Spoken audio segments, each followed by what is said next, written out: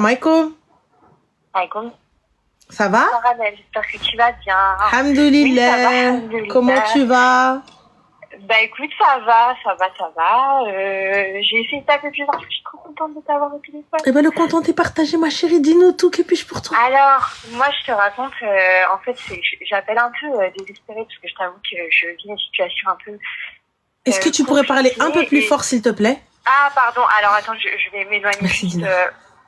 Tu m'entends mieux là? Ah, juste parler un peu plus fort. Ok, et là tu m'entends? Ouais, top. Dis-nous tout. Super. En fait, voilà, moi je suis mariée, alhamdoulilah, j'ai des enfants, tout va bien, etc. Tout allait bien jusque maintenant, on va dire. Avec mon mari, en ce moment, ça se passe franchement pas bien. En fait, il y a eu des soucis entre nous, mais au départ, c'était, voilà, des soucis de couple, hein, on va dire. Ouais.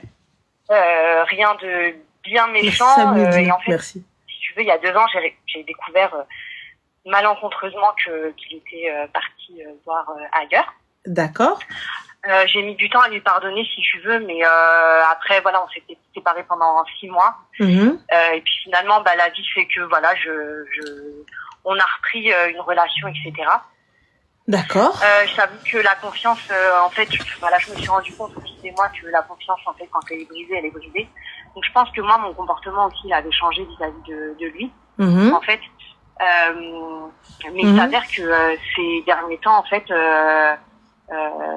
a de nouveau un comportement bizarre. Et en fait, le pourquoi, en fait, la raison de mon appel, c'est que j'ai l'impression d'être dans un détachement, en fait.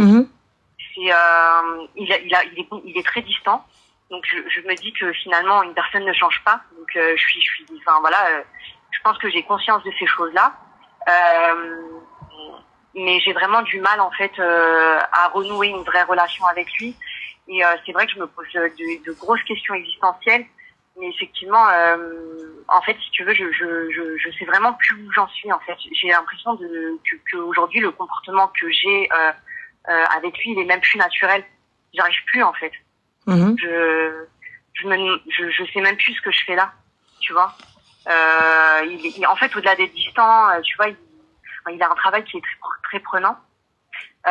Mais en soi, il y a des choses que j'acceptais avant que j'arrive plus à accepter maintenant. Bah, c'est normal, ma chérie, parce que tu dis j'ai accepté tout ça pour à la fin être trompée. Ouais, c'est. Donc, en fait, exactement. Et comme dit, tu n'as jamais pardonné la tromperie. Tu t'es juste convaincu. La tromperie n'a jamais été pardonnée. Ouais.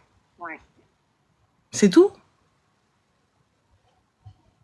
En fait, t'as jamais pardonné la tromperie. Moi, je l'ai toujours dit, hein. La tromperie, c'est pas, y a pas de impardonnable. C'est vous et votre capacité à passer au-dessus. Tu vois? Mais lorsque tu n'y arrives pas, eh ben, il faut pas forcer. Tu n'y arriveras pas. Il y a certaines femmes, elles arrivent à passer au-dessus et bon, ok, ça y est, elles y croient, elles passent, il n'y a pas de problème. Là, toi, tu t'es convaincu de pouvoir passer au-dessus. Tu n'as pas réussi. Tu n'y arrives pas. Tu ne peux pas. Ouais, en fait, j'ai l'impression d'avoir, j'ai l'impression d'avoir fermé les yeux. Et enfin, pour moi aujourd'hui, ce qui est le plus difficile, c'est même pas de me rendre compte qu'il puisse recommencer, parce que je pense que, il y a eu certains éléments, etc. Mais je vais pas rentrer dans les détails parce que je pense que en fait, concrètement, il a pas changé. Mais le plus difficile, en fait, pour moi, c'est de me dire que je suis arrivée au bout. Et après, je me dis, j'ai peur pour mes enfants de mettre fin à cette relation parce qu'effectivement, je vais être très honnête, il y a un confort de vie, etc. Je sais que moi, cette relation, j'en veux pas, mais j'ai pas envie d'infliger des choses à mes enfants, en fait. Je pense que si je reste encore, c'est même plus pour moi, c'est comme si je m'étais oubliée. J'arrive même plus à penser pour moi. Je sais que je veux plus de cette relation, mais j'ai vraiment peur de quitter ce train de vie, et de perturber mes enfants. Tu vois? Franchement, ma chérie, regarde, je peux comprendre totalement, mais là, à ce moment-là, c'est un sacrifice. Il va falloir que tu acceptes. C'est-à-dire perturber tes enfants, ma chérie. Tes enfants, quel train de vie ils ont? C'est-à-dire? En fait, franchement, c'est même pas un train de vie, parce que je pense que je me suis mal exprimée, tu vois. C'est même pas un train de vie, mais tu vois, c'est ce semblant de famille, qui en soi, tu sais, j'ai l'impression qu'aujourd'hui, les mamans, on joue un rôle, juste par rapport aux enfants, etc. Mais en soi, la relation, elle est morte. Et je sais pas comment moi je serais si je suis seule avec mes enfants. Enfin, je sais qu'il y a plein de mères célibataires qui doivent m'écouter, qui doivent se dire, mais elle est complètement à côté de la plaque. T'en as combien, ma chérie, des enfants? J'ai 2 enfants. D'accord. Tu fais quoi dans la vie, toi? Comment? Tu fais quoi dans la vie, toi? Moi, je suis chargée de projet. D'accord. Et qu'est-ce qui fait que tu ne peux pas? Rien. Je pense que je me mets des freins, en fait. Et quel confort de vie tu me parles quel est le confort de vie dont tu me parles? En fait, c'est même pas un confort, en fait. C'est plus des habitudes de vie. Je me dis, tu vois, j'ai du mal à me projeter. Même si je sais qu'au fond de moi, je le veux, mais j'ai du mal à me projeter et de me dire, je vais me retrouver seule avec mes enfants. Et ils auront plus ce truc de partir en vacances en famille. Pourquoi ils auront plus ce truc de partir en vacances en famille? Pourquoi? Comment? Pourquoi ils auront plus ce truc de partir en vacances en famille? Tu sais, les enfants, ils s'adaptent à toute situation. À partir du moment où il y a amour et respect, pour les enfants, il n'y a aucun problème. Moi, quand tu me parles de qualité de vie et de sécurité, ce que j'entends, c'est une sécurité et une garantie financière. Là, tu connais ma position, je peux l'entendre. Tu me dis, mes enfants, ils sont dans des écoles privées, tu vois, nanana, j'ai pas les moyens de leur apporter tout ça, etc., etc. Bon, là, je le comprends.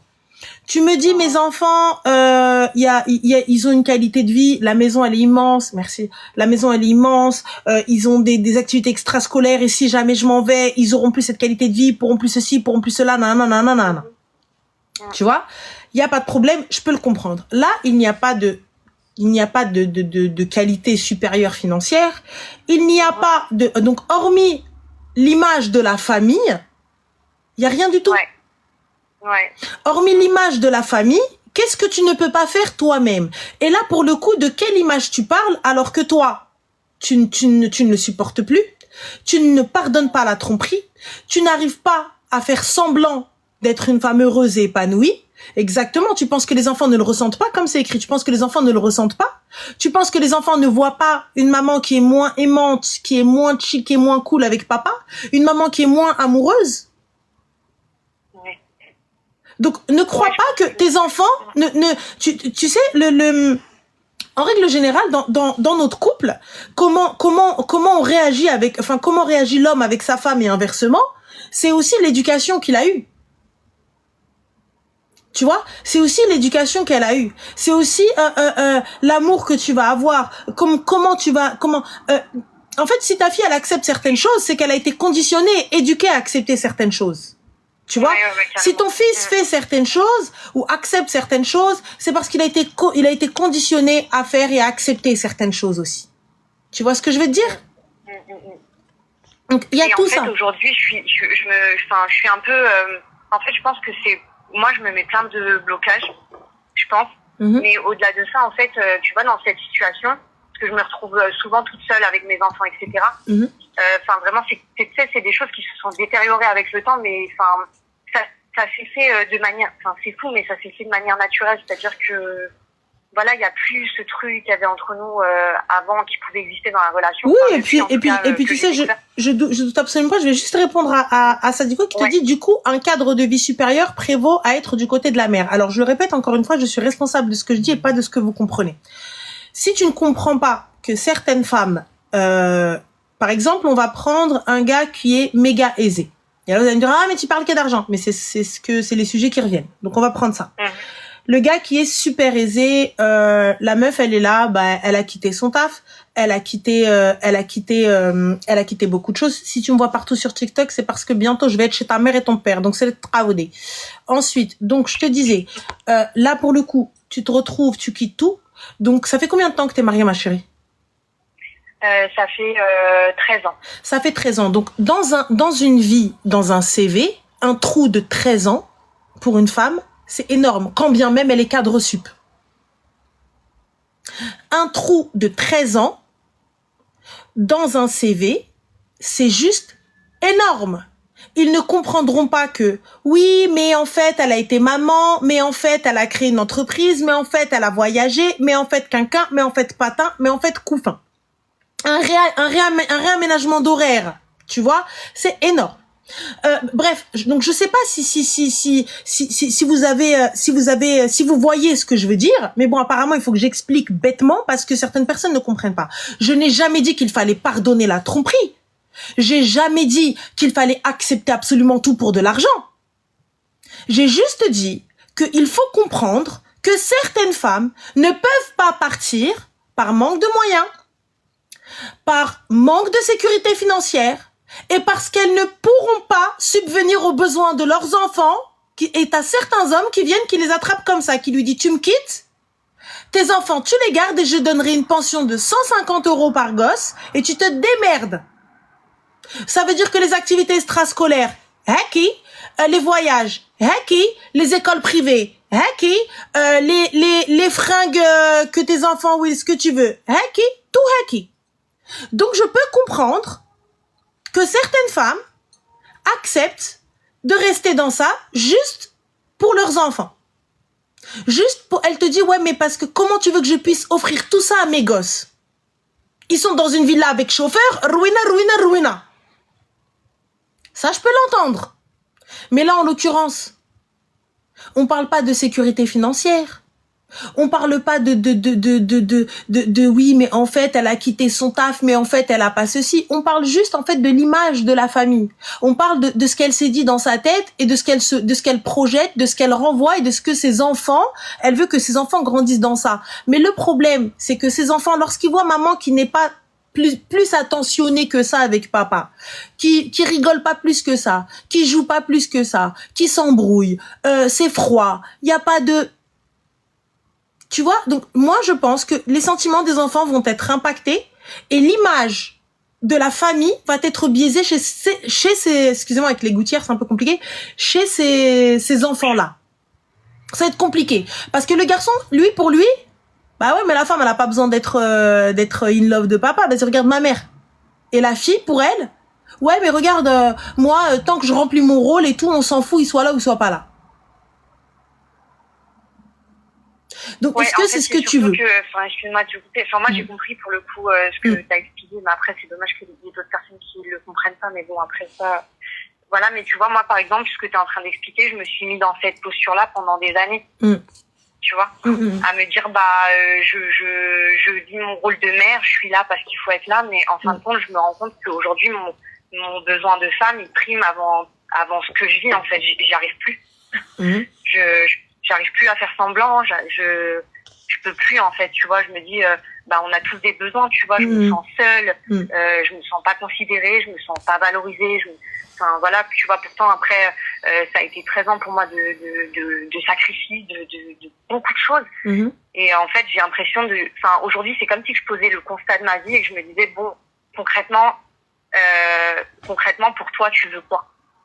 Et en fait, je sais même pas comment amorcer les choses, Ranel. Enfin, même vis-à-vis de lui, c'est-à-dire que j'ai envie de qu'on puisse s'asseoir et dialoguer, parce que le dialogue, il est devenu même compliqué. Mais pas que de lui, c'est-à-dire que même moi, j'y arrive même plus, en fait. J'arrive même plus à parler avec. Tu arrives même plus parce que en fait, t'as laissé, vous savez, c'est un peu comme l'histoire du fruit pourri dans le panier. Je sais que c'est un peu moche d'imager ça comme ça, mais lorsque tu vas poser un fruit qui commence un petit peu à pourrir dans un cajot sain, sache une chose, que ça va se propager.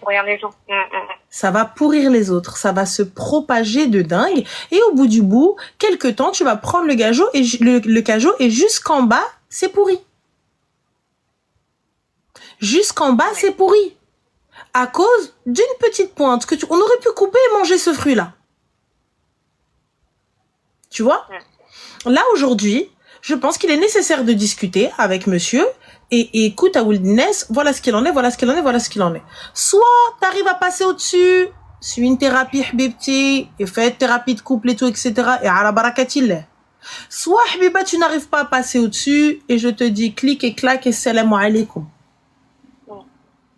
En fait, moi, tu sais, Ranel, je pensais à ouvrir un dialogue, même si c'est très difficile pour moi. Merci. Mais j'aurais souhaité qu'il y ait, tu vois, au moins des témoins, que ce soit de son côté ou De quel témoin, ma chérie? Lorsqu'il t'a trompé, tu as ramené des témoins?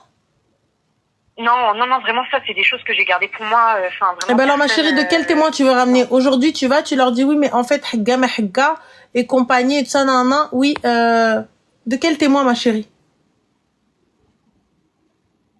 Enfin, c'est peut-être fou ce que je dis, mais j'arrive même pas à me projeter et me dire que je vais m'asseoir à table et discuter avec lui.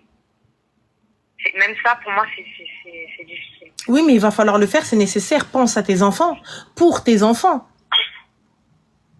C'est important. Oui. Tu vois? Okay. Parce que là aujourd'hui, ne te dis pas c'est pour lui ou c'est pour toi. Pense que c'est pour vos enfants. Oui. Là, t'as essayé. T'as fermé les yeux. Il t'a trompé il y a combien de temps? Il y a 2 ans. Il y a 2 ans et c'est toujours pas passé.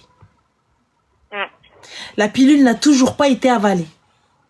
Non, vraiment pas. Donc c'est elle, ça y est. Ouais. Au revoir. Garde le peu de respect et d'estime que tu as envers le père et non le mari pour pouvoir avoir une relation saine pour les enfants. Oui, ça je le conçois. Mais ouais. Donc voilà, en tout cas, moi, c'est le conseil que j'ai à te donner. Ok, merci beaucoup, Annelle, je te remercie. Je t'en prie. Bon courage, Arti. Salam alaikum. Bonne soirée. Bye. C'est...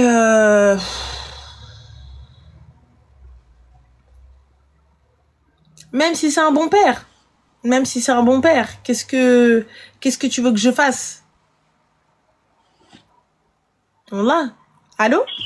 Alaikum, bonjour, ça va? Salam alaikum, ça va, alhamdoulilah. Tu vas bien? Ça va, alhamdoulilah. Super. Dis-moi tout, que puis-je pour toi, très cher? Donc, je vais t'expliquer un peu l'histoire. Est-ce que tu pourrais parler un peu plus fort, s'il te plaît, ma chérie? Oui, avec plaisir. Tu m'entends mieux? Oui. Très bien. Donc, en fait, j'ai rencontré il y a pas mal de temps maintenant un garçon. Mais en fait, ce garçon, il est juif. Alors, excuse-moi, donc tu as une amie?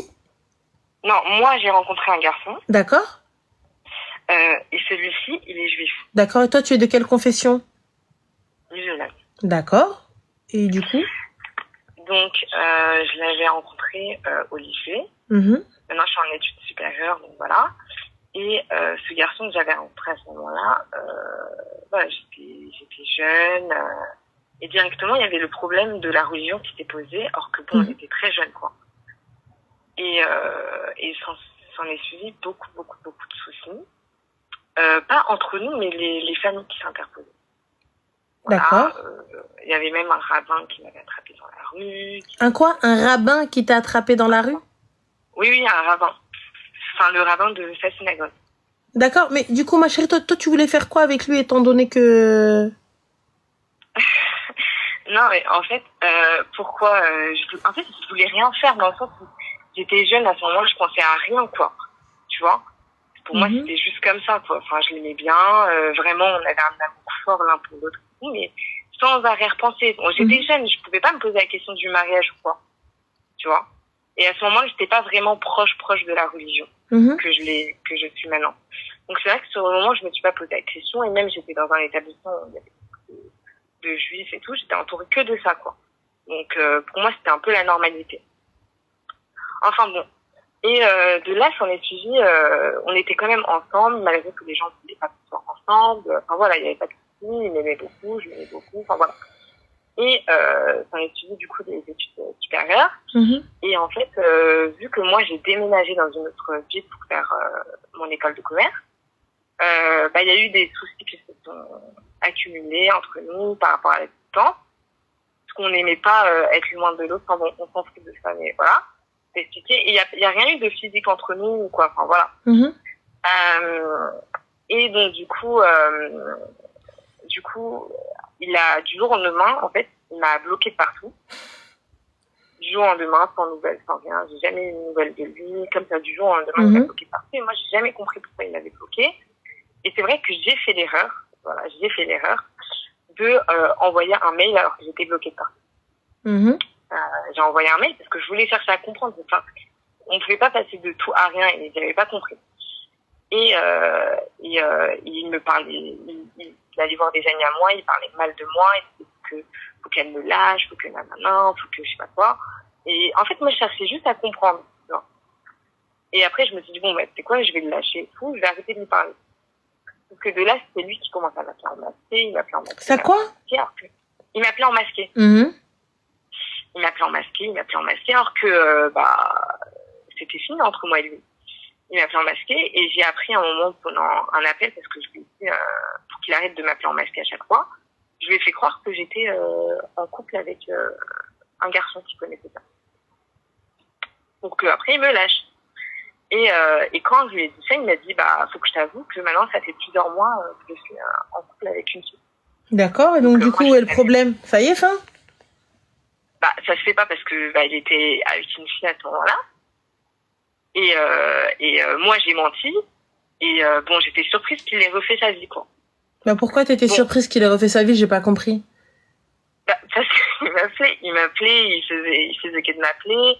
Je pensais que quand il disait qu'il m'aimait vraiment, il m'aimait vraiment, quoi. Enfin, il pouvait pas refaire sa vie comme ça, quoi. Ouais, d'accord, Inch'Allah. Mais du coup, ma chérie, what is the question, please? Parce que toi, à chaque fois, tu dis, t'incites aux gens de porter plainte pour quand il y a de l'harcèlement ou quoi, ou que sais-je. Lui, en l'occurrence, c'est ce qu'il a fait. Mais moi, je l'avais pas harcelé, tu vois. Mm-hmm. C'était lui qui appelait à chaque fois. Mm-hmm. Et en fait, le truc, c'est que depuis ce jour-là, j'ai du mal à décrocher, j'ai du mal à passer à autre chose. Et en fait... Donc, le mec a porté plainte contre toi. Ouais. Et toi, t'as du mal à décrocher. Ouais. D'accord. Je sais que ça paraît fou comme ça, mais en fait, c'est pas le fait qu'il ait fait ça que, voilà. Mais c'est qu'en gros, à chaque fois, il est retourné en chemin. Je sais pas comment expliquer. Darling, you are a Muslim, yaki? Muslima. maghribiya. En plus, Allahumma barik. Masha'Allah wa tabaraka ar-Rahman. Yani, Rabbi, tu l'as mis où? Rabbi, فوق راسي. Non. علاش؟ à partir du moment où مشيتي ليا مع يهودي فين فوق راسك؟ كنت صغيرة. مي دابا نتيا شحال عندك؟ Tu as quel âge? J'ai 23 ans. Mais tu n'arrives toujours pas à passer à côté. Parce que quoi? Le destin المكتوب ما عرفتش. de quel مكتوب حبيبة ديالي؟ De quel مكتوب que جهنم الكحلة il va t'emmener? De quel مكتوب? En fait, peut-être, moi je me dis que peut-être je peux convertir. T'arrives même pas à te convertir toi-même, qu'est-ce que tu racontes? Ah non, alhamdoulilah, ou les traces sur la religion. Mais puisqu'alors راسك fait la religion. Ouais. Est-ce qu'elle dirait alors pourquoi tu peux pas le sortir de ta tête? J'ai pas compris. En fait, moi, il est hors de ma tête, c'est-à-dire que je le calcule plus, enfin, il y a pas de souci sur ça. Mais c'est que comment te dire que, en fait, il est toujours sur mon chemin. Non, donc il est dans ta tête parce que même sur mon chemin, un dodan, c'est aussi tous les jours sur mon chemin. Ouais, bien sûr. Et where is le problème? J'avance, je ralentis, j'avance. Mais en fait, les gens, ils me parlent tout le temps de lui, malgré. Mais si les gens, donc toi, à ce moment-là, alors, tes amis sont mauvais. Excusez-moi, les gars, j'ai pas envie d'en parler. Merci, ouais, ça ne me concerne pas. Je leur ai dit. Mais il y a pas de je leur ai dit. Ça ne me concerne pas. Fin de l'histoire. Et il fait des rêves de lui, donc ça, c'est pas un signe ou quoi, ça n'a rien à voir. Sérieusement? Non, mais pendant Laylat al-Qadr, j'ai fait un rêve de lui bizarre un peu. C'est pas un signe de Dieu? Pendant Laylat al-Qadr. Oui. Un signe de Dieu. Donc toi, au lieu d'aller prier, مشيتي تنعسي تحلمي به. Ah non, pas du tout. مشيت درت التهجد, il y a pas de souci. التهجد, fajr, suhour, كل شيء. Alhamdulillah. Et tu es resté réveillé parce que c'est dans les 2 tiers de la nuit jusqu'au Fajr. Bien sûr, exactement, c'est ce que j'ai fait. Et après le Fajr, je suis allée me rendormir. Donc du coup, alors ce rêve-là est nul et non avenu. Étant donné que tu l'as pas fait dans la nuit, le rêve n'a aucune signification. Ah. Je pense. Mais bon, en tout cas, en fait, je sais pas comment décrocher, lâcher ce truc par rapport à lui. Din, puisque tu pensais le convertir. Din. Donc je le convertis. Alors, je le répète, je suis responsable de ce que je dis, mais pas de ce que vous comprenez. Ah, pardon. Je t'ai dit, din, ça veut dire remplis ton cœur de religion, de din. Bien sûr, bien sûr. Au lieu d'aller le remplir de, ouais, je cherche à le convertir. Je pense sincèrement que t'es une harceleuse. Ah bon? À partir du moment où il porte plainte, c'est qu'il a assez de preuves contre toi. C'est pas un mail qui fait qu'il va aller porter plainte. Non, parce que après. Sinon la plainte n'est pas prise, ma chérie. Hein. La plainte n'est pas prise. Bah non, ça a été pris parce que c'était des contacts à des parents. Donc t'es parti farfouiller sa famille. Pardon? T'es parti harceler sa famille. Pas du tout. C'était des contacts de la famille par rapport à la police. Alors, lorsque tu vas aller devant un juge. Mais non, il n'y a pas eu de juge parce que lorsque tu vas porter plainte et que tu vas aller devant un juge, parce que normalement, après plainte, il y a jugement. Non, il n'y a rien eu de tout ça parce que justement, il n'y avait pas assez de preuves contre moi. Donc du coup, du coup, quand on m'a demandé, c'était une audition normale, j'avais le choix ou pas de venir. Et quand j'ai choisi de venir, je leur ai montré les preuves que c'était lui et pas moi. Ils m'ont dit, d'accord, c'est une fausse plainte qu'il a fait. Et donc, du coup, ça a été classé sans suite, quoi. Mais toi, tu veux quand même essayer de le convertir et tu te dis, c'est un signe d'Allah qui l'a mis sur ton chemin. Voilà. Tu t'es pas dit, c'est ton épreuve. Si, aussi. Ton épreuve pour te mettre dans le droit chemin. Oui, non, mais je pense aussi que c'est ça. Le gars ne veut pas de toi. Tu sais, là, on va laisser la religion de côté. D'accord? On laisse le côté din et tout. Le gars ne veut pas de toi. Le gars crie haut et fort sur tous les toits que t'es une harceleuse et qu'il ne te veut pas. Qu'il ne te touchera pas avec un bâton. Ouais, après, il me contacte. C'est lui qui me contacte, c'est pas moi. Mais toi, ton amour propre, t'en as pas. Si. Bah non. Le respect et l'estime de soi, à la poubelle. Obsolète. Ouais. Enfin. Bon. La valeur et l'estime de soi. دوك انا يجي واحد كلب يضحك عليا انا انتيا ضحكه donc du coup qu'attends-tu? Ouais, t'as raison. Donc voilà, très cher. Bon, merci beaucoup, Rani. Avec plaisir, Habibti. Slema. Au revoir. Au revoir. Alors, tac, tac, tac. Ranel Batata arrogante. Bien évidemment que je suis arrogante. Bien évidemment que Rani Batata l'enjinchtif elemouk ou rouli elemouk. Dans la base. Elle est venue, t'as dit narcissique, arrogante et compagnie. C'est la vérité. Bien évidemment. Tu crois avec quoi? Bah attendez. J'allais dire non, c'est pas vrai. Bah si. On est où là?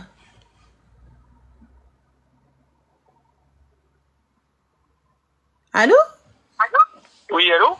Oui, salam alaikum, bonsoir. Bonsoir. Oui. C'est bien le numéro de Ranel? Oui, que puis-je pour toi? Ouais, en fait, j'ai un petit souci avec enfin, pas un souci avec ma sœur. J'ai pas d'autres sœurs, du coup, on est que des garçons. D'accord. Ma sœur veut se marier avec un garçon et j'ai tout fait pour qu'elle ne se marie pas, mais il n'y a rien à faire. C'est un quoi? Enfin, pourquoi tu veux pas qu'elle se marie avec le garçon? En fait, ma sœur, elle habite en France. Elle a fait des études, elle est posée, elle est tranquille.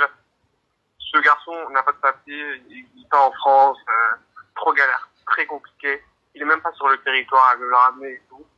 Et malgré j'ai montré A plus B, j'ai essayé de lui ramener des amis pour qu'elle lui explique. Je suis même parti voir un imam, je sais même pas comment lui dire la situation. En fait, là, je cherche plus j'ai des cousines, je peux leur demander, mais t'as capté, c'est compliqué de parler de ta famille. ça peut faire des problèmes et tout. Mais hormis, excuse-moi, hormis le fait qu'il n'ait pas de papier, c'est quoi ce que tu reproches à cet homme-là?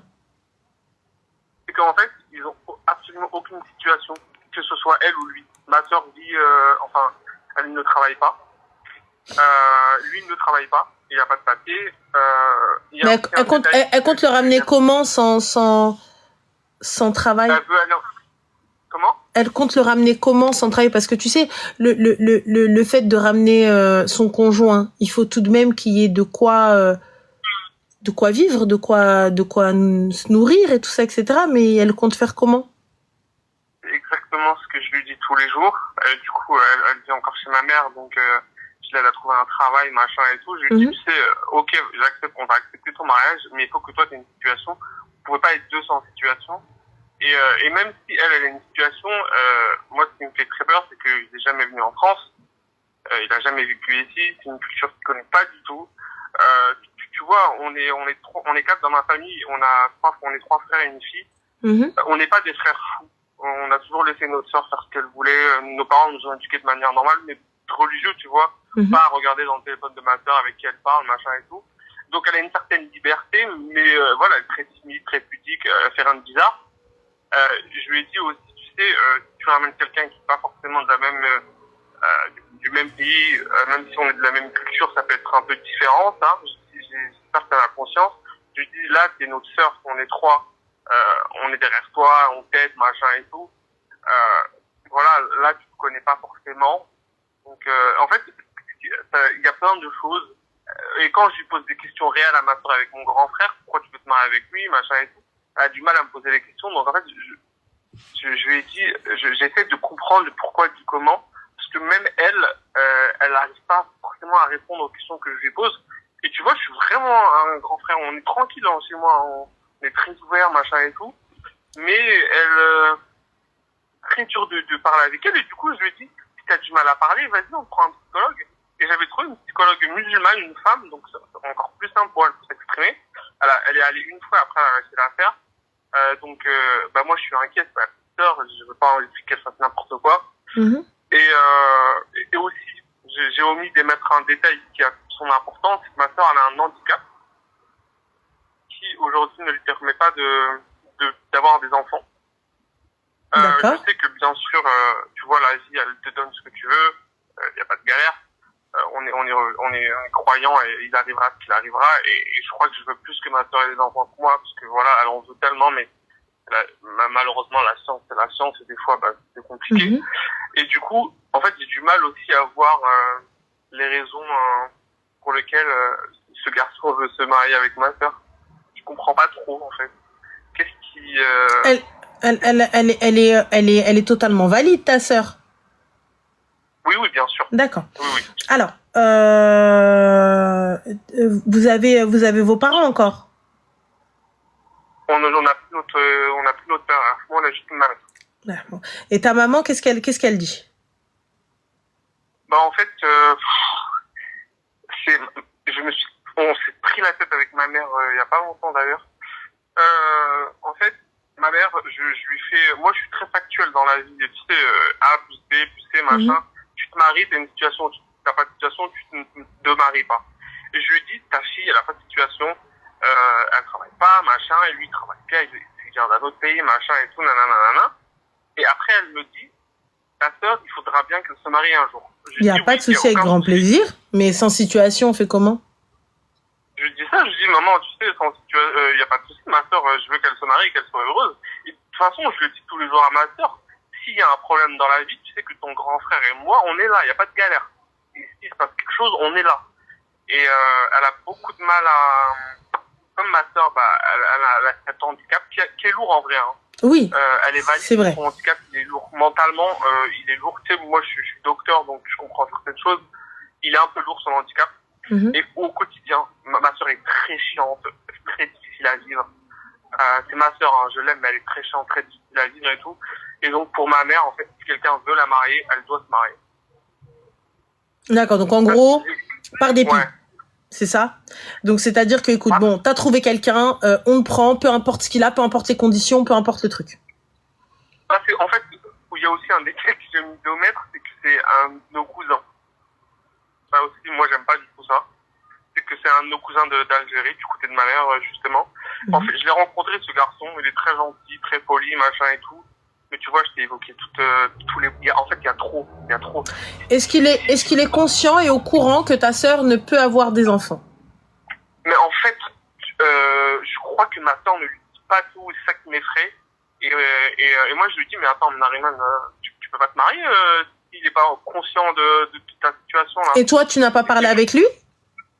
Si, j'ai échangé avec lui. Et tu lui as dit ce qu'il en était? Comment? Et tu lui as dit ce qu'il en était?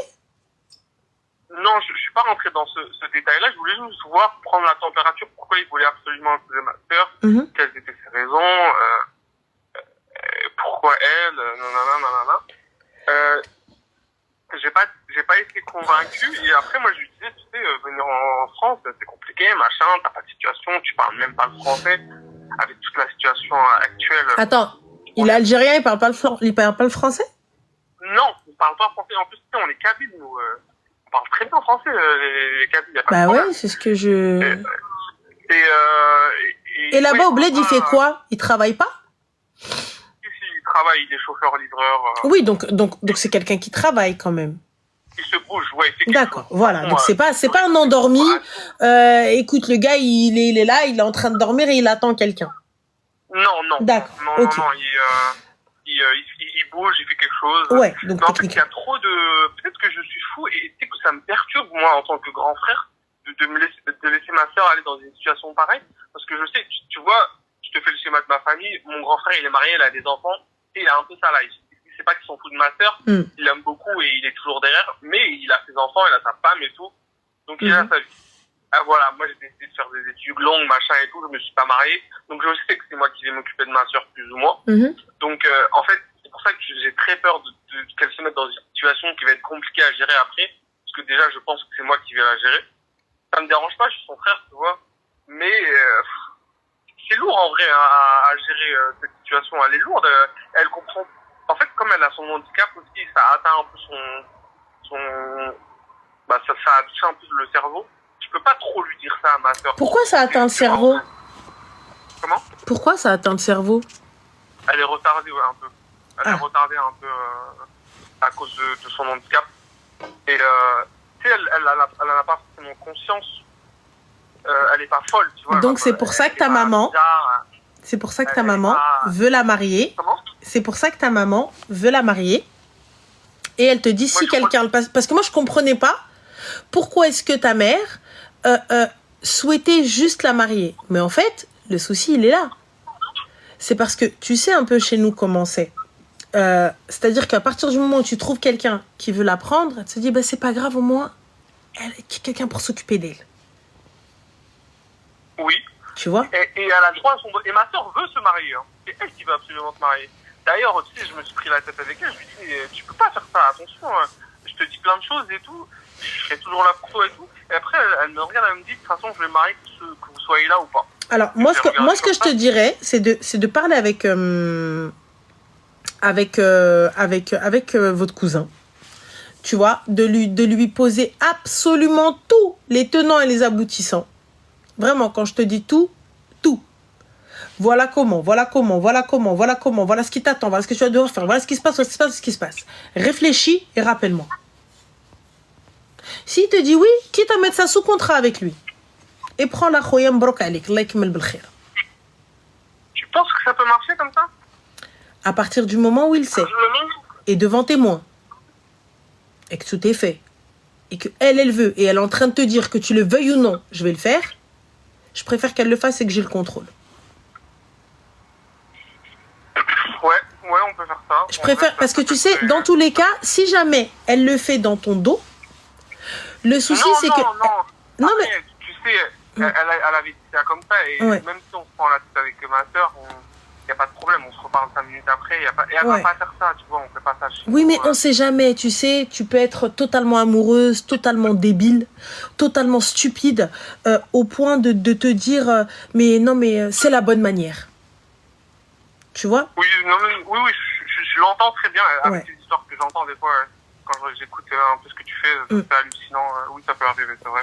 Mais c'est très très limité quand même, je pense pas qu'elle peut aller là. Mais ça m'a fait peur déjà qu'elle ait dit ça, que vous soyez là ou pas, je vais quand même me marier après. Et surtout, tu Voilà, sais qu'elle prenne conscience que il peut partir. C'est-à-dire qu'une fois en France, il se oui, voilà, peut en fait. qu'il parte. En fait, tu sais, elle pense que je suis son ennemi ou que je lui veux du mal, alors que pas du tout, en fait. T'es ma sœur, je veux absolument ton bien, quoi qu'il arrive. Je lui dis, tous les jours, quoi qu'il arrive, on est derrière toi, que ça se passe bien ou que ça se passe pas bien. Il faut que tu comprennes que ça peut ne pas se passer bien aussi, pas par ta faute, parce que tu peux pas contrôler ce que l'autre il fait, c'est comme ça, c'est la vie. Et puis ça peut être elle aussi, ça peut être elle qui va être chiante ou qui va le pousser à faire à partir, quoi que ce soit, tu vois. Donc il se peut que le mariage ne fonctionne pas. On n'est pas en train de dire qu'il va profiter d'elle ou que c'est que elle, Meskina et tout. Il se peut juste que ça ne fonctionne pas. Et voilà. Mais il faut que elle en soit consciente. Et que lui aussi il en soit conscient, et que surtout qu'il soit conscient de tous les problèmes qu'il y a autour, de ce qu'il y a, et qu'il sache qu'elle a des frères qui sont présents. Mais en fait, tu sais, quand je lui dis qu'on est présent et que des fois je peux un peu prendre la tête et crier, tu vois, on n'est pas violent dans ma famille, on est limité, et de toute façon on se contrôle, mais elle pense que des fois je suis son ennemi parce que je veux pas qu'elle se marie. J'essaie de lui expliquer par A plus B que moi, en tant que grand frère, mon devoir, c'est que ma soeur soit épanouie. Et si j'y arrive pas avec un mari, c'est pas grave, on est là, il n'y a pas de problème. Mais il faut pas qu'elle se marie absolument pour se marier. Elle a beaucoup de mal à entendre ça. Elle pense vraiment que je suis méchant et que je veux pas l'aider ou que je veux pas l'accompagner. Et ça, je crois qu'en fait, à cause de ça, comme c'est moi qui m'en occupe plus ou moins, c'est ma mère elle est là. Mon grand frère, elle est marié, elle a sa vie. Ouais. C'est moi qui a le rôle pas de père, parce que j'ai jamais remplacé notre père, mais tu vois, genre en mode, c'est moi qui dois péter un cap. Tu sais, tu dois faire le rôle du méchant, quoi. Voilà, il y a quelques mois, elle débarque, elle dit, ouais, je vais me marier. Ma mère, elle bug un peu, mais elle savait plus ou moins, et mon grand frère, je t'ai dit, il a sa vie et tout, mais moi, j'ai dû me révolter, en fait, parce que ça me paraissait ouf ce que j'entendais chez moi, sachant qu'on n'est pas du tout comme ça. En fait, on se parle, on se dit les choses tranquille, tu nous dis, il n'y a pas de problème. Y a pas de problème. Et quand elle a dit ça, moi, j'ai tellement énervé, pas à cause d'elle, mais par rapport à la situation, je me dis, mais tu peux pas sortir ça et faire ça comme ça. Ça se passe pas comme ça, et il y a des choses à faire avant, machin et tout. Et là, genre, elle me parle absolument pas. Genre, on se parle et tout, il n'y a pas de problème. Mais c'est comme si ce truc-là n'existait pas alors qu'il est bien là. Franchement, honnêtement, regarde, va voir ta sœur. Si vous vivez sous le même toit. Non.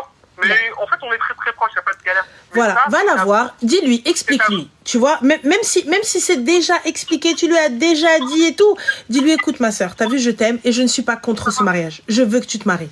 Et le cadeau, le plus gros des cadeaux, c'est moi qui te le fais. Ce que je peux faire, je vais te le faire. Mais tous les jours, elle me... Voilà. Tu sais, ma sœur, tous les jours, elle est là, elle me dit, ouais, s'il te plaît, achète-moi ça. Il n'y a pas de galère, on est là, tranquille. Voilà, mais écoute-moi juste sur ça, viens, on va se renseigner un petit peu, viens, on prépare ton mariage comme il faut. Après, n'oublie pas, si tu me parles qu'elle a peut-être un retard ou elle a peut-être quelque chose ou elle est peut-être atteinte de maladie ou quoi que ce soit. C'est pas peut-être, elle est diagnostiquée, elle est suivie et tout. Voilà, il y a des choses, tu vois, qu'elle va pas prendre, pour elle, c'est, dans sa tête, ça va être comme ça et pas autrement. Tu vois, donc là il va falloir prendre des pincettes, plus, tu vois, en faire plus, parce que là pour elle t'as dit non, et là t'as pas dit non, tu lui as dit viens on réfléchit, il a dit non. Je suis le méchant qui a dit non là. Voilà, tu vois, elle voit pas que c'est de la protection parce qu'elle voit pas qu'il y a des chiens de la casse qui viennent, qui font ce qu'ils ont à faire et qui la laissent comme ça sur le trottoir, qui lui dit merci au revoir. Ouais, oui. Tu vois, moi je suis juste inquiet de ça. En fait il y a pas de problème. Je veux que ma soeur se marie, je veux que tout le monde a le droit d'être heureux, tout le monde a le droit de se marier. Elle aussi, ce qui me rend ouf, et à chaque fois elle me fait taire, c'est comme moi je suis pas mariée, elle me dit toi t'es pas mariée, tu peux pas parler. Ça tu sais, ça c'est la phrase des gens. Oh, mais ça veut dire quoi? Ça veut dire que j'en sais pas plus que toi. Je me marie, j'ai pas envie. Mais c'est pas la question, je suis ton frère, je veux ton bien. Bah ouais, c'est ça. Ah, toi t'es pas mariée, tu peux pas me donner d'avis. Mais Ça veut dire quoi, ça? Je te jure. Mais tranquille. Comme je te dis, voilà, expose-lui les faits et dis-lui qu'il n'y a pas de souci. Mais l'autre, là, attrape son callback et dis-lui les choses clairement. Ouais, Clairement. de toute façon, je vais me rendre en Algérie et je comptais lui parler pour lui dire les choses très clairement. Voilà. Je t'ai dit la dernière fois, moi, j'ai pas été convaincu par ce qu'il m'a dit. Mais en vrai, je pensais pas que un truc comme ça pouvait être aussi lourd à Ah gérer. ouais. Ah oui. Ah oui. Je sais pas si c'est parce que c'est ma sœur et que j'ai du mal à la voir, qu'on lui fasse du mal ou que ce soit dans une situation un peu compliquée. Je sais pas. Bah, c'est normal parce que tu la vois comme vulnérable. Malgré que surtout tu te dis en fait il va peut-être y avoir quelqu'un qui va profiter d'elle. Il va peut-être mais c'est normal exactement comme elle disait fille, t'as peur pour elle. C'est normal. Ouais. Tu vois ouais. Je pense qu'aussi il faut que je prenne un peu de recul. Tu sais, je te parle de ma petite sœur, mais on est grand. Hein. Oui. On est grand. Hein. Mais oui, mais c'est comme moi, Loubna, elle a 35 ans, c'est ma petite sœur. Voilà, tu vois. Donc ça reste ta petite sœur. Juste l'idée que quelqu'un puisse profiter d'elle, lui faire du mal et tout, ça me rend ouf. Genre, voilà. Mais il faut que moi aussi je prenne un peu de recul par rapport à ça, parce que comme l'histoire d'avant, je crois, on est grand. Et que tu te dises que peut-être tout le monde n'est pas mauvais. Mais il va falloir, comme tu as dit, tu ailles en Algérie et tu parles avec lui. Tu parles avec lui clairement et tu parles avec lui devant témoin, devant son père et sa mère. En fait, il n'y a pas de parents, c'est ça aussi. Il a pas de parents, mais il y a des membres de votre famille. Ouais. Bah, un oncle ou je sais pas quoi. Oui, en fait, c'est ça qu'il faut faire concrètement avec mon grand frère, moi. Voilà, exactement, tu vois. On met tout carte sur table. Alors, elle est comme ça, elle est chiante, machin, mais elle est éduquée, c'est pas arrangé, blablabla. Toi, exactement. Est-ce que tu acceptes ça? Est-ce que tu acceptes ça? Et après, on voit comment ça peut se passer. Mais oui, en vrai, je pense qu'il n'y a que ça qui peut fonctionner. Exactement. Je pense à aller voir mieux. Exactement. Et khair, Inch'Allah, et bon courage, hein, ça va le faire. Mais t'as un bon comportement. T'as un bon comportement. Si seulement, les gars, vous pouvez prendre exemple sur lui. Être un bon grand frère, être un bon frère. Je sais pas si je suis un grand frère, mais je pense que je suis inquiet pour ma sœur, c'est tout. Le fait que tu sois inquiet pour elle, wallah, c'est beaucoup. Ah ouais? Mais tu rigoles, bien sûr. Le fait juste que tu te poses la question. Je fais ma vie et tout, mais dès que j'ai 5 minutes dans ma tête, hop, il y a ce truc dans ma tête, bim. Mais je te le dis, ça devient tellement rare que mashallah, Allah yakhlik liha et qu'Allah vous facilite. Ça va le faire, Inch'Allah. Merci beaucoup. Bah, de toute façon, je te tiendrai au courant. Avec grand plaisir. Elle est en train d'écouter. Avec grand plaisir. Elle est en train de m'appeler. C'est sûr qu'elle va me... Bref. En tout cas, ma chérie, si tu m'entends et que tu as reconnu ton frère, sache qu'il ne veut que ton bien. Il n'a pas dit non.